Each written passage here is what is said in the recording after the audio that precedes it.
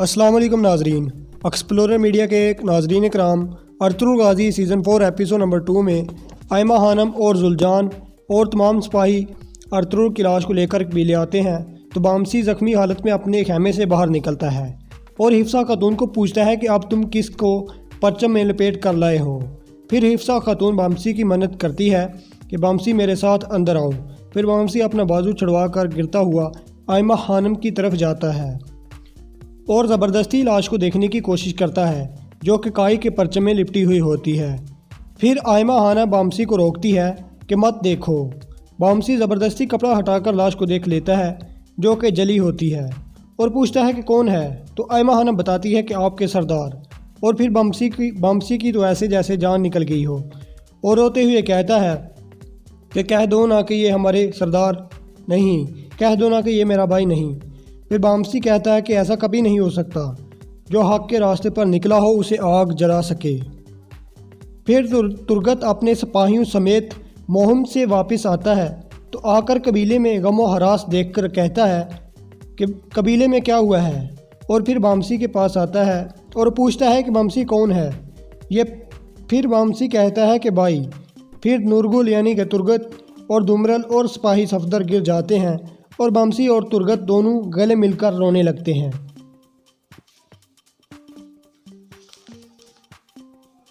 दूसरी तरफ कारेचेसर किले में कनीज़ें और ख़ूबसूरत ख़वातीन और लड़कियां रक्स कर रही होती हैं और तमाम सिपाही शराब के नशे में धुत होते हैं और कमांडर आरस जिंदाबाद और कमांडर आरस जिंदाबाद के नारे लगाते हैं।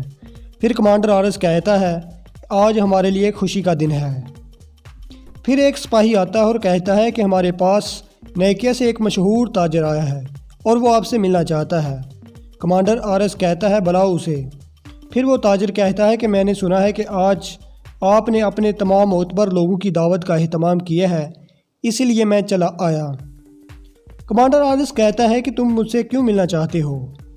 फिर वो कहता है कि मैंने किले काराचेसर की तजारत के चर्चे बहुत सुने थे और मैं एक ताजर हूँ और मैं यहाँ तजारत करना चाहता हूँ और मैं आपके लिए एक तोहफ़ा भी लाया हूँ। दूसरी तरफ आयमा खानम काई परचम में लिपटे हुए अर्तुगरुल के सर पर सर रखकर रो रही होती है तो हलीमा अपना खंजर निकालकर हवा में उसे उठाकर कहती है कि अर्तुगरुल के 40 दिन के शोक के अंदर अंदर हमें अर्तुगरुल का इंतकाम लेना चाहिए और ये हम पर वाजिब है। दूसरी तरफ ताजर समकू हसीनो जमील लड़कियां लेकर आता है और उनमें से एक लड़की जिसका नाम गुलपरी था और उसका नाम गुलपरी उसकी खूबसूरती की वजह से था और वो गुलपरी को बतौर तोहफ़ा कमांडर आरस को देता है। फिर कमांडर आरस कहता है कि यकीनन ये बहुत खूबसूरत है और ऐसा तोहफ़ा सिर्फ एक कामयाब और अक्लमंद ताजर ही दे सकता है। फिर अपने सिपाही लोकास को उस लड़की को एक कमरे में आराम के लिए भेज देता है और समकू ताजर का शुक्रिया अदा करता है। दूसरी तरफ बामसी कहता है कि तुर्गत भाई मुझे मर जाना चाहिए, मैं एक सिपाही हूँ और मैं अपने भाई को ना बचा सका, यह सब मेरी गलती है, मुझे मर जाना चाहिए। फिर सब कहते हैं कि बामसी आपकी कोई गलती नहीं, आपने तो पूरी कोशिश की है, इसलिए आप ही दुश्मनों की तलवार से घायल हो गए हैं। फिर सिपाही तुर्गत कहता है कि हमें अपने सरदार अपने भाई का बदला हर सूरत में लेना होगा और जल्द लेना होगा।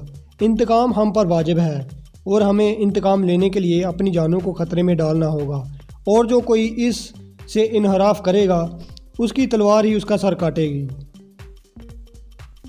दूसरी तरफ आयमा खानम हलीमा गम से नडाल होती हैं और कहती हैं कि आज से हमारे कबीले के सरदार और भाई के इंतकाम की ज़िम्मेदारी जुलजान तुम पर है। इतने में गंदूज आ जाता है। फिर हलीमा सुल्तान रोते हुए गंदूज को गले लगा लेती है और गंदूज भी रोने लगता है और गंदूज कहता है कि बाबा उठ जाइए ना, बाबा उठो ना। और दोस्तों यहाँ पर इस किस्त का इख्तिताम हो जाता है। दोस्तों उम्मीद करते हैं वीडियो आपको पसंद आई होगी। वीडियो को लाइक कीजिएगा और अगर आप चैनल पर नए हैं तो एक्सप्लोरर मीडिया फैमिली का हिस्सा बन जाएं और साथ चैनल को सब्सक्राइब करने के साथ साथ बेल वाले आइकन को भी दबा दीजिएगा ताकि जब भी हम नेक्स्ट एपिसोड की ओवरव्यू आपके साथ शेयर करें तो सबसे पहले उसका नोटिफिकेशन आपको मिल सके।